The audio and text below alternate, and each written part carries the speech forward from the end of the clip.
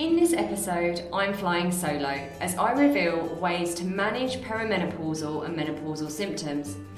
I'll look at what's really going on with your hormones, why you're more than likely working against your body, and how to implement simple lifestyle modifications that'll make a huge difference without medication and without huge sacrifices. I've condensed my super popular workshop into this podcast so I can reach and connect with more women. This is such an important subject to talk about. It's my passion and my purpose, so I hope you enjoy it as much as I love sharing it with you.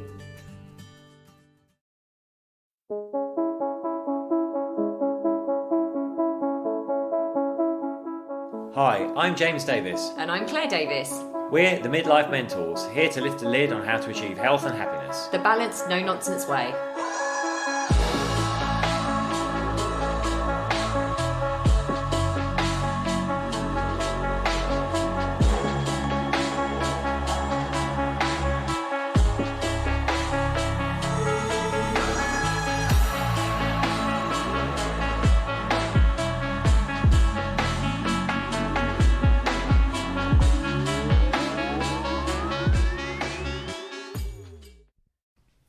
Hello everyone and welcome to another episode of the Midlife Mentors. I'm Claire. I'm flying solo on this episode. Sadly, I'm already missing my sidekick.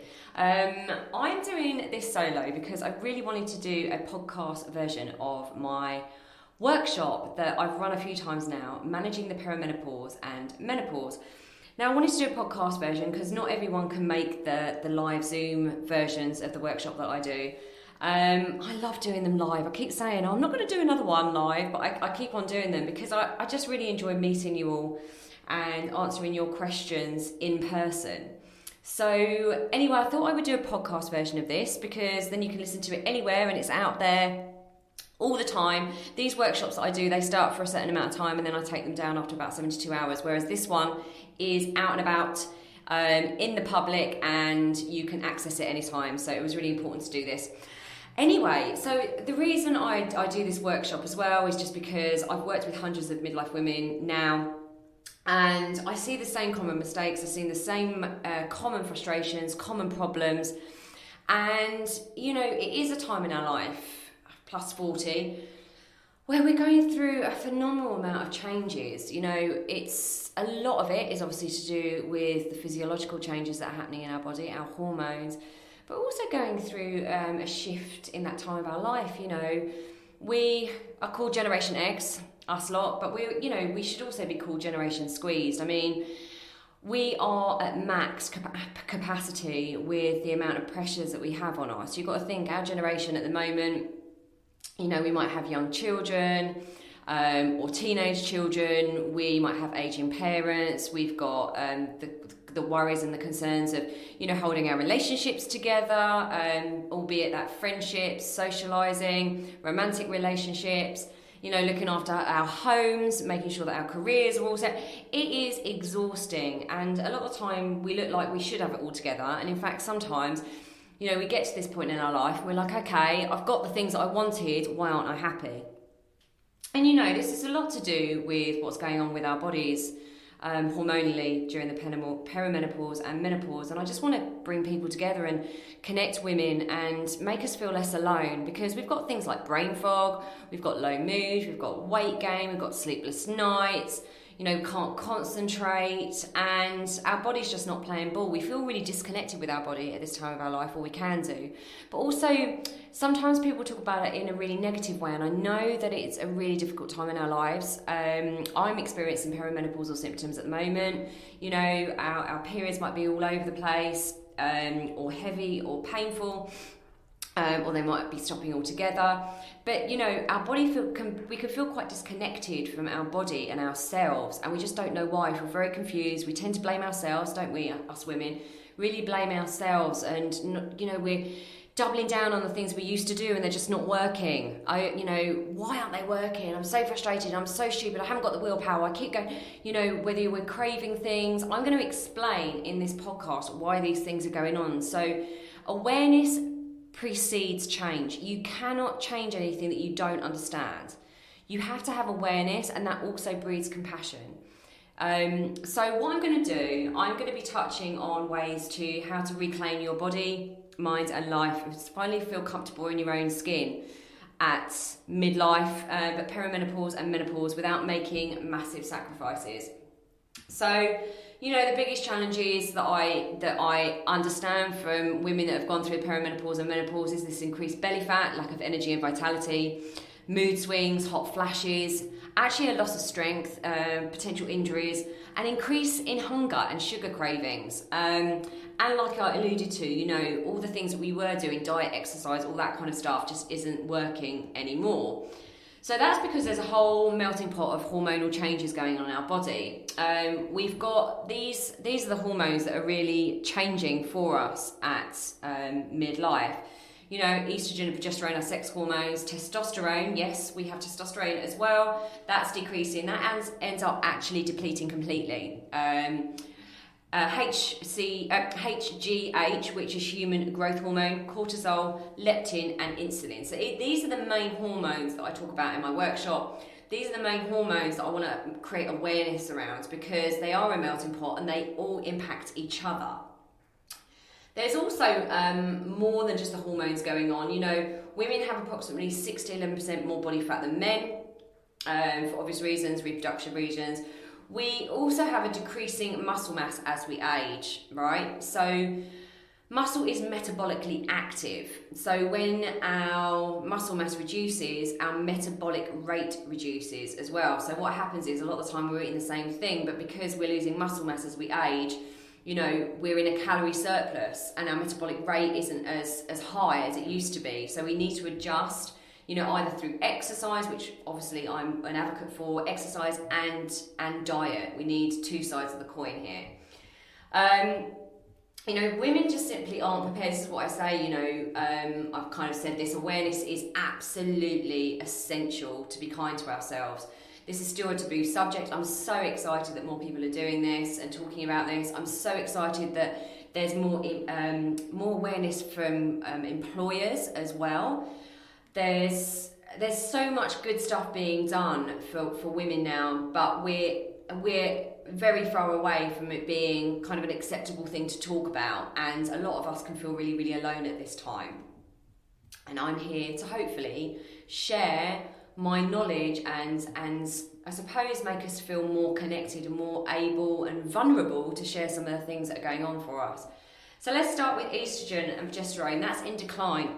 So this is the hormones estrogen and progesterone. We find it much harder to lose belly fat than men, mainly due to the decrease in the hormone estrogen as we age.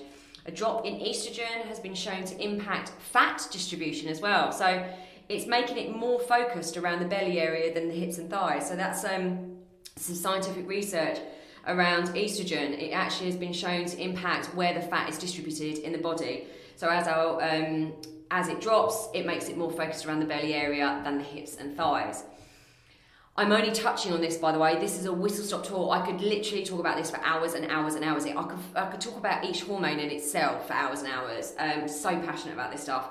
Human growth hormone and testosterone is in decline. As I said, testosterone goes on completely. Human growth hormone is also reducing.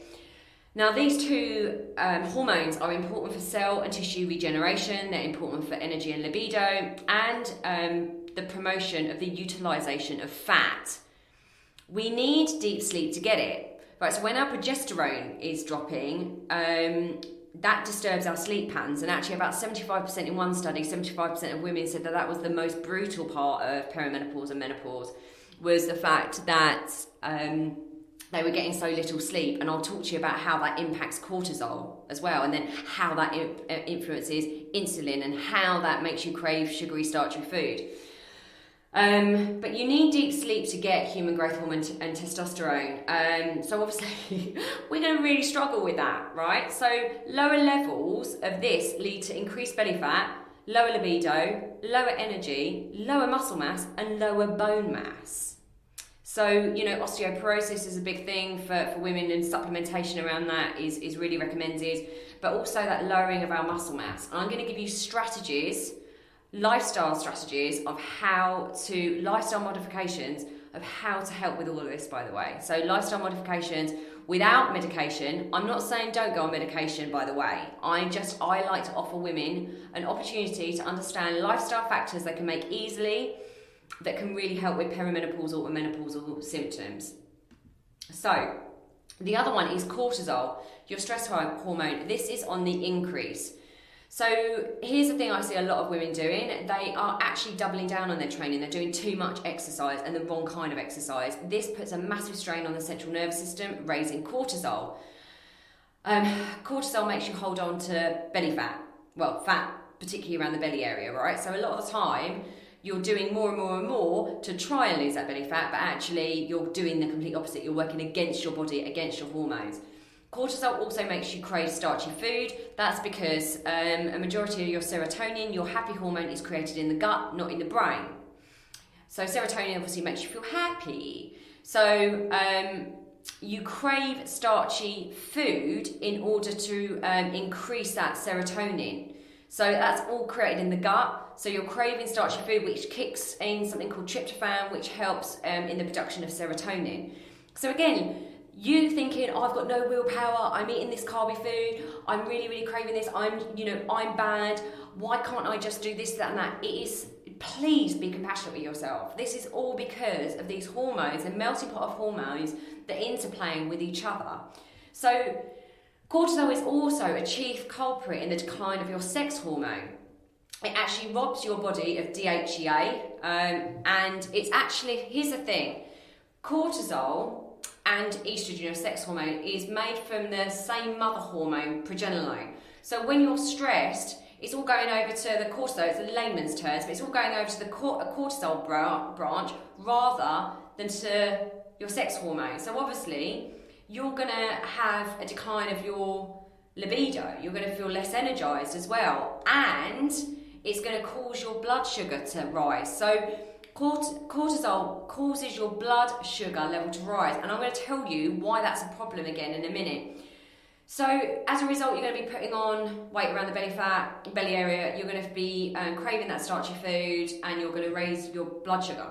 So this sounds all really bad news. I'm giving you awareness. I'm trying to make you understand that this is not your fault. I'm going to tell you what we can do to help these symptoms, help these hormones.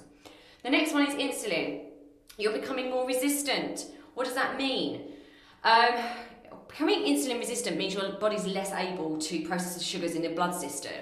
Now, a majority of the population are consuming far too much sugar anyway. Sugar is oh my goodness, it's in everything. Hidden sugar is in everything. It's in bread, it's in your coffees, it's potentially in your almond milk, all these things that you don't necessarily know to look at. I urge you to start looking at the back of packets, carbohydrates of which sugars. Anything above about 22.5 grams per 100 grams of sugar is a high sugar product. I see healthy bars, healthy shakes, protein shakes, meal replacement shakes.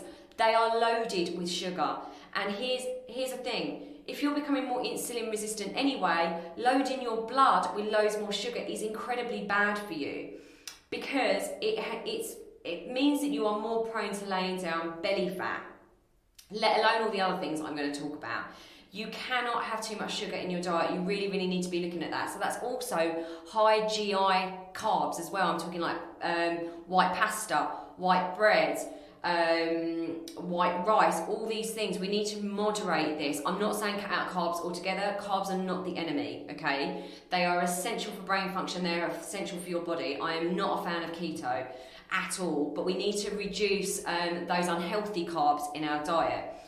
There's been a massive link as in loads of science and research saying that sugar intake is linked to holding on to belly fat, like I said.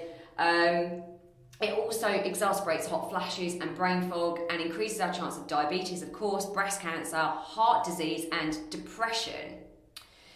So here's the thing, sugar is incredibly bad in our diet if we have too much of it. And also when you take the fat out of it, so be careful when you take the fat out of anything, so low fat products, it loses its taste, so they put sugar in instead. It's very, very cheap, but it is also highly addictive. There's some scientific research that says it's as addictive as cocaine, so that's why you keep craving more and more and more. The next one is leptin. This is your I'm4 hormone. This also decreases as women age. Therefore, many women can find that we're really, really hungry a lot of the time because our leptin isn't sending signals to our brain to say that we're full. This obviously makes you end up eating more calories potentially because your leptin isn't being triggered, and it means that you might be in a calorie surplus, meaning that you're increasing your chances of laying down that belly fat, plus your metabolic rate is lowering because of that muscle mass. This is not all bad news, friends. I'm telling you this so you know why I'm going on to talk to you about the strategies. So let's just go on to mood and emotion, right? So there's some of the hormones. Let's talk about low mood. This is a massive one, a roller coaster of emotions. Now, serotonin, like I said, it's a key hormone that stabilises mood, good mood, and gives us a feeling of good well-being and happiness. Serotonin also helps regulate anxiety, sleep, appetite, and digestion. If the brain does not have enough serotonin, it can lead to depression, of course. So estrogen, our sex hormone, which is declining, helps to stimulate the production and the transportation of serotonin. Therefore, it makes sense that when estrogen levels are low, serotonin levels are also low, causing unstable moods and potentially more anxiety and depression. So estrogen imbalance inhibits the body's natural ability to manage stress and experience positive mood. So again, you've got this double whammy, you've got low serotonin, this is what's going on, you're craving those starchy, sugary foods, your estrogen's all over the place. So this is why, ladies, this needs to be understood. This needs to be understood, and I'm going to have a word on antidepressants here, okay? What we don't need is you going to your GP saying you're having real low moods and then just saying, here's some pills, here's some antidepressants. This is not what we need. We need to be educating ourselves. We need to be looking at lifestyle factors so that medication isn't the first port of call with regards to antidepressants, okay? I'm not saying that there's not a place and a time for antidepressants. I've been on them myself 10 years ago, okay? They save lives, but that's why I am so passionate. This is why I got into this industry, because of my experience. Because I know the massive, massive positive effect on looking at your diet, looking at your exercise, looking at stress management solutions, looking at your emotional well-being and your spirit, making sure that you are a holistic being and looking at all these factors rather than just putting you on medication. It might mean that you need estrogen therapy, but lifestyle factors can absolutely increase health and happiness.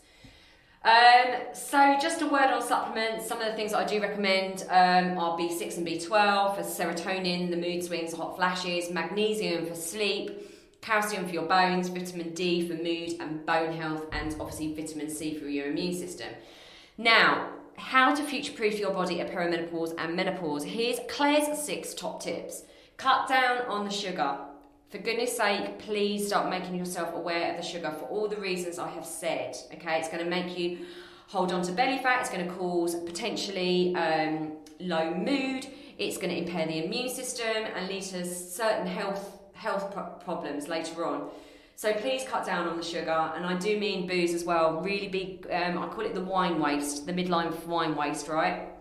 Sugar is in wine, of course, in alcohol. Just be really, really careful. I know you're using it potentially to reduce stress, to help you chill out. Actually, it's a stimulant, so it's doing, again, the complete opposite to what you think, and it's making you, it's a depressant, so it's going to be leading to low mood and not giving you the physiological results that you want either for your body. You know, it's not giving you the body goals that you want. Do resistance training. Why?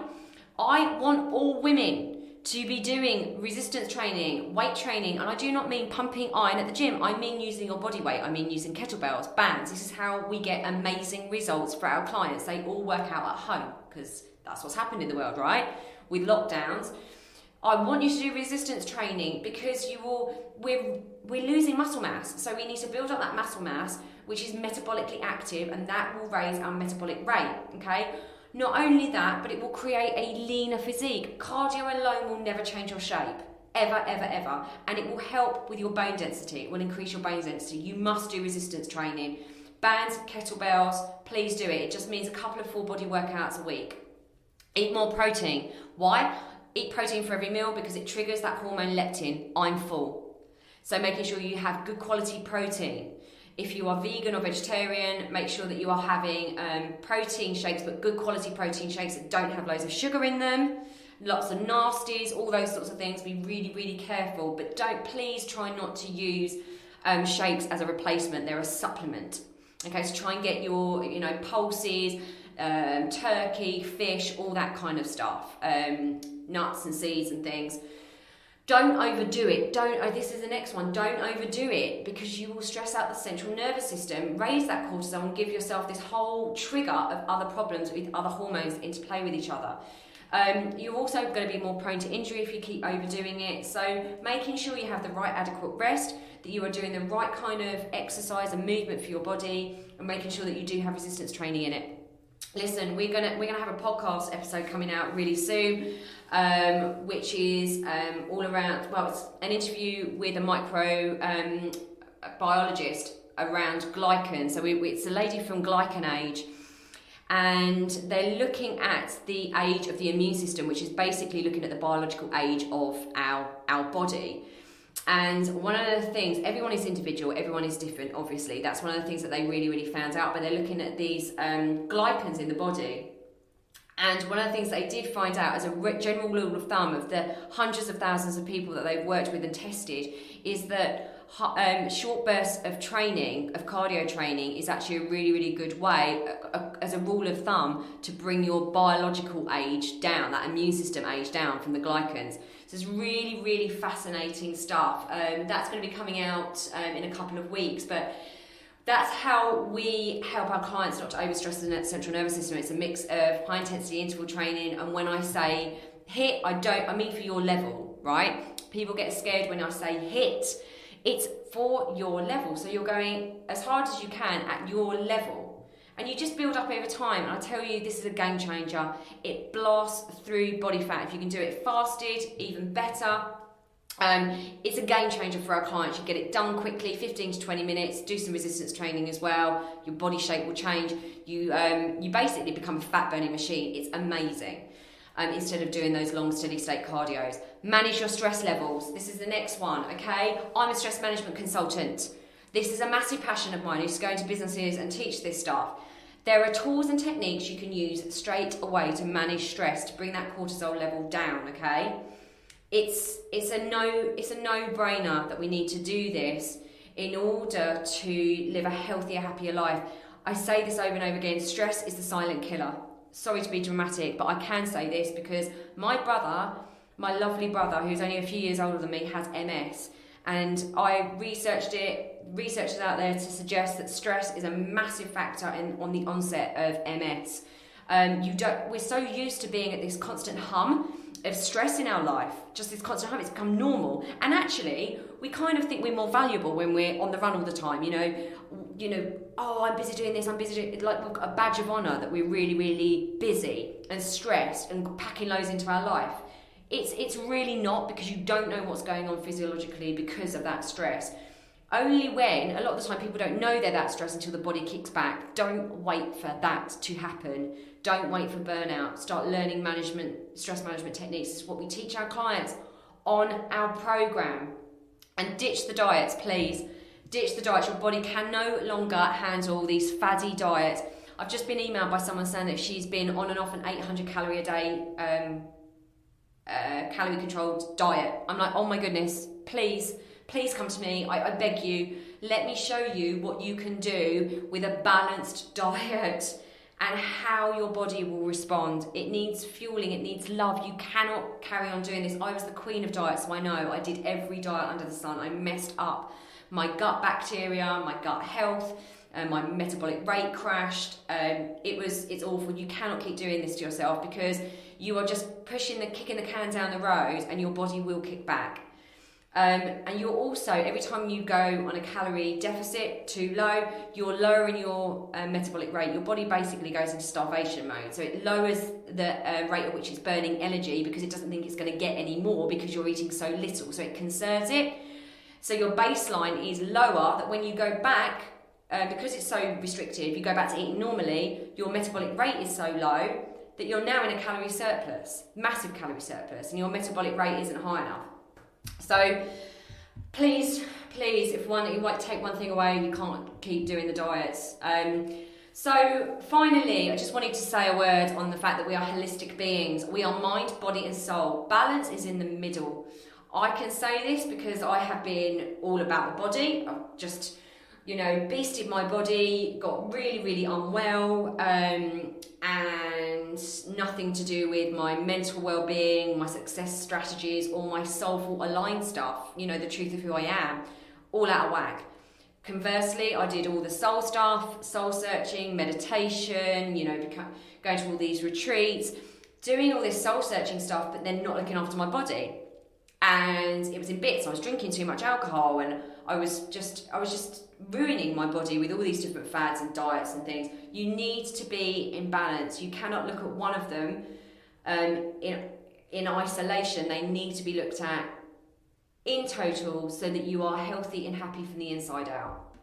So I just want to give you some final tips about mastering the mind and aligning with your true nature. Basically, the mind and the true self, okay? This is my absolute passion, because 80% of your success is in mindset, 20% is doing, right? You get it completely wrong way round. Spit my teeth out. Basically you're doing, but not looking at any of your self-identity, any of your self-beliefs, not understanding what your habits are, what's triggering your behaviour. So you keep pinging back, self-sabotage, inner critic. Your mind is a beautiful thing, but a lot of the time we use it in the completely wrong way. I think self-love and self-acceptance is a journey that we are going to go on for the rest of our lives.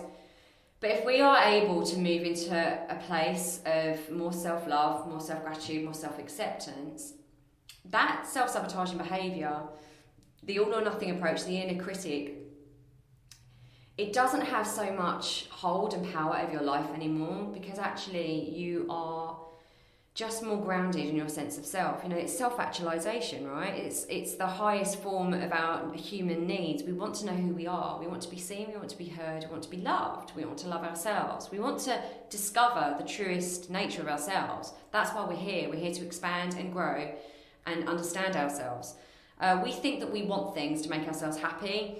We keep looking at, I'll be happy when. We look at all these things externally to make ourselves happy. Well, happiness is an inside job. You don't find happiness, you cultivate it here and now.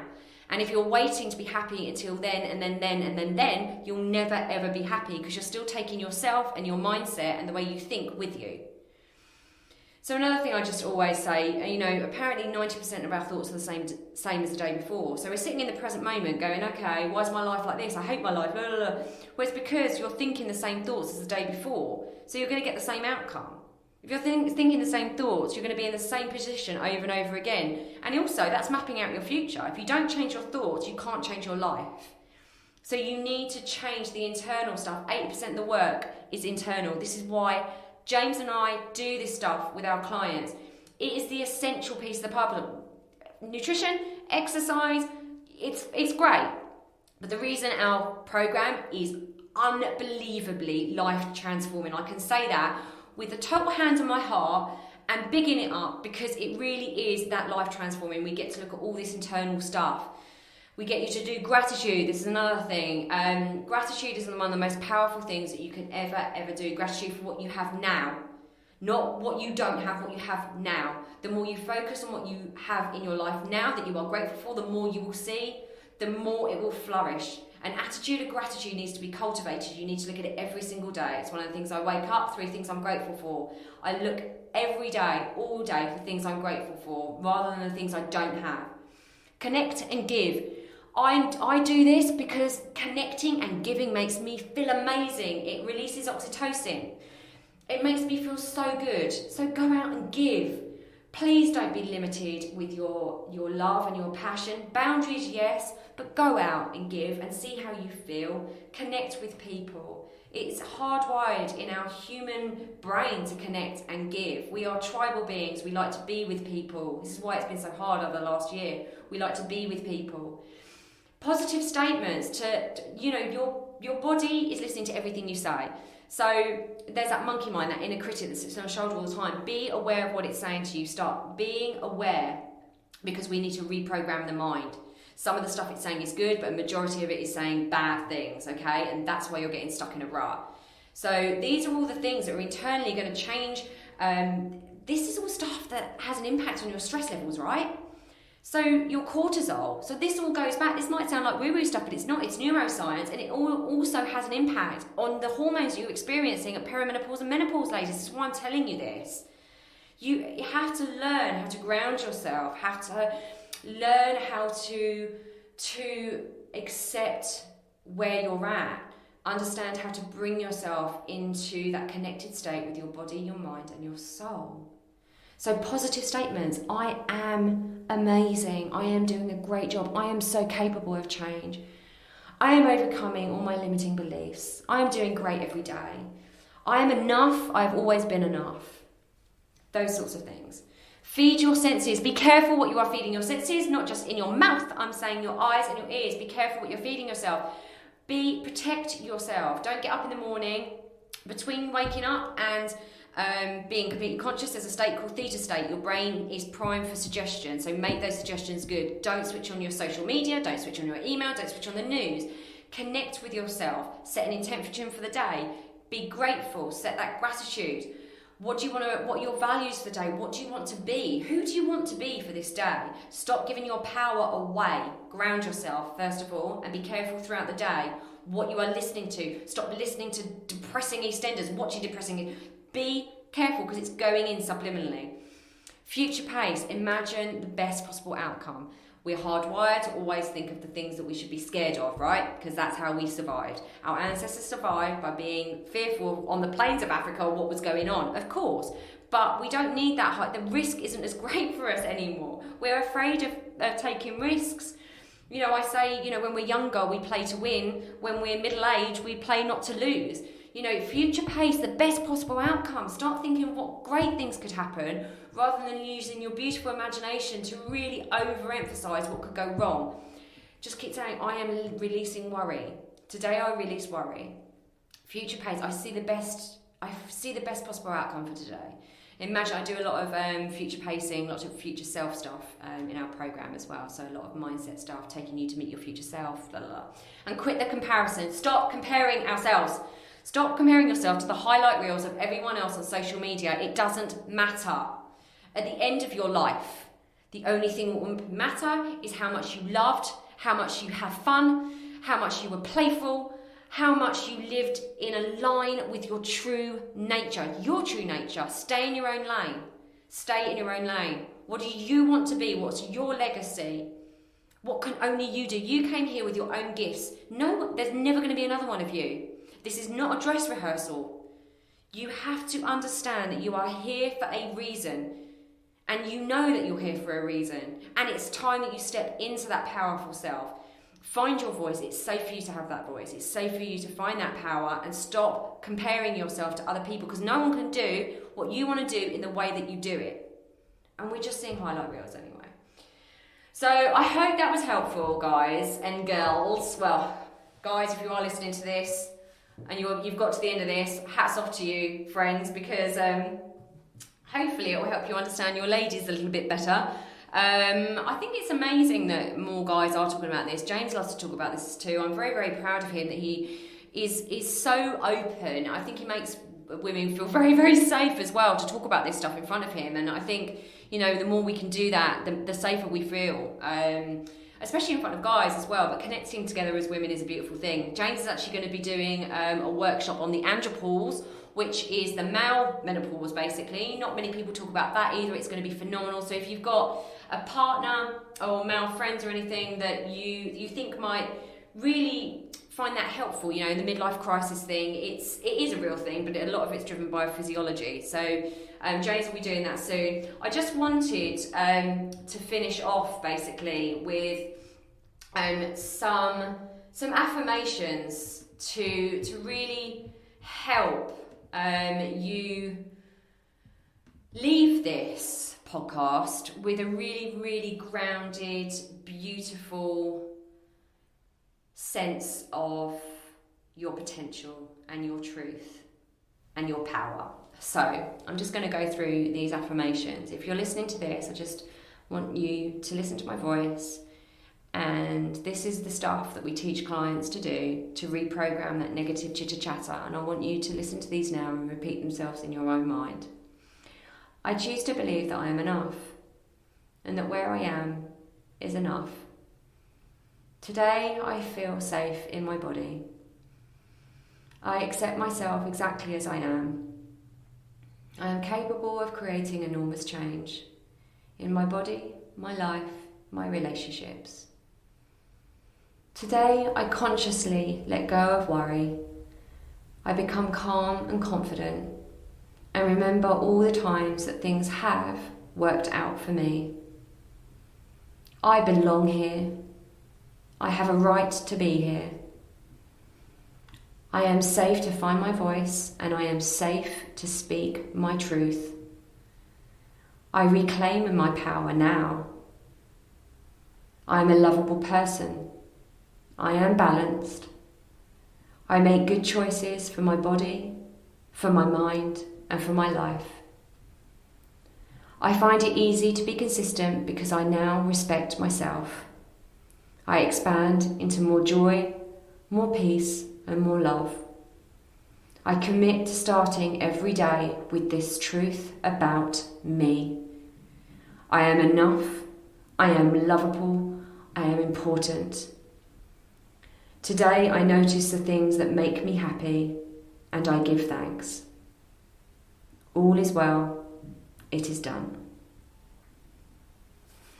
So there we are. I am sending you so much love. Do make sure that you join our free Facebook group, the Midlife Mentors community.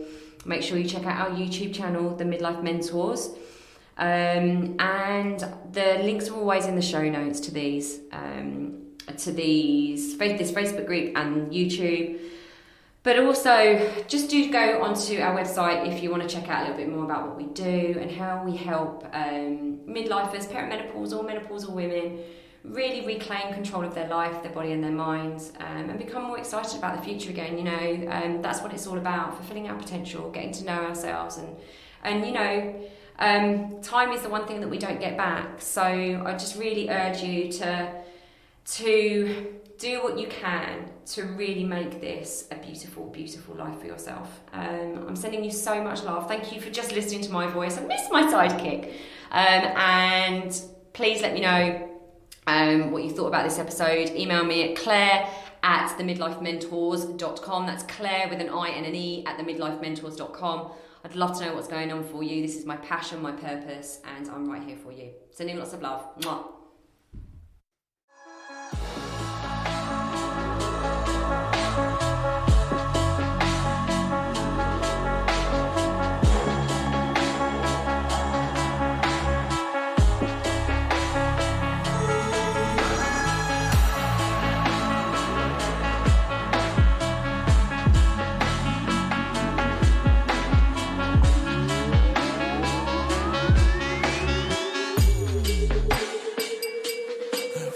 Yeah. You've been listening to the Midlife Mentors with Claire and James Davis.